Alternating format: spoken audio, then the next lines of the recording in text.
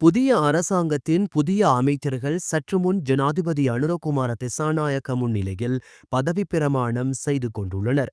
முதலாவதாக கலாநிதி ஹரிணி அமரசூரிய பிரதமராக ஜனாதிபதி முன்னிலையில் பதவியேற்றுக் கொண்டார். பிரதமர் ஹரிணி கல்வி, உயர்கல்வி, தொழிற்கல்வி அமைச்சராகவும் பதவியேற்றுக் கொண்டார். விஜித ஹேரத் வெளிநாட்டு அமைச்சு, வெளிநாட்டு அலுவல்கள் மற்றும் சுற்றுலா அமைச்சராக பதவியேற்றுக் கொண்டார்.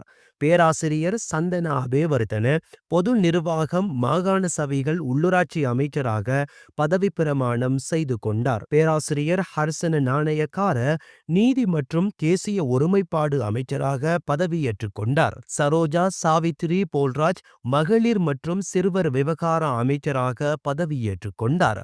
கே.டி. லால்காந்த விவசாயம், கால்நடை, நீர்ப்பாசனம், காணி அமைச்சராக பதவியேற்றுக் கொண்டார். அனுர கருணாதிலக நகர அபிவிருத்தி, நிர்மாணிப்பு மற்றும் அமைச்சராக பதவியேற்றுக் கொண்டார். இராமலிங்கம் சந்திரசேகர் கடற்தொழில், நீரியல் மற்றும் கடல்வள அமைச்சராக பதவியேற்றுக் கொண்டார்.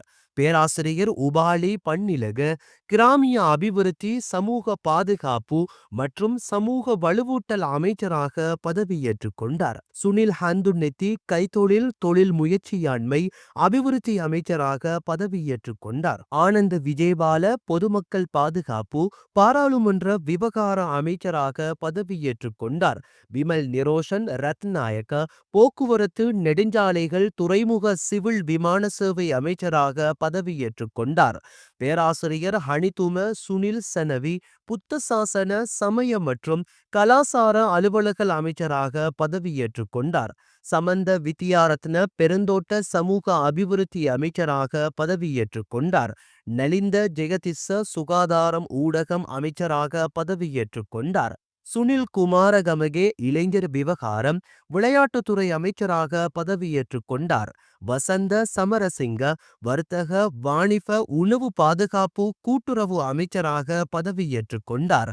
பேராசிரியர் கிருஷாந்த அபேசேன விஞ்ஞானம், தொழில்நுட்ப அமைச்சராக பதவியேற்றுக் கொண்டார். பேராசிரியர் அனில் ஜெயந்த பெர்னாண்டோ தொழில் அமைச்சராக பதவியேற்றுக் கொண்டார். குமார ஜெயக்கொடி வலுசக்தி அமைச்சராக பதவியேற்றுக் கொண்டார். டம்மிக்க பண்டபந்தி சுற்றாடல் அமைச்சராகவும் பதவியேற்றுக் கொண்டமை குறிப்பிடத்தக்கதாகும்.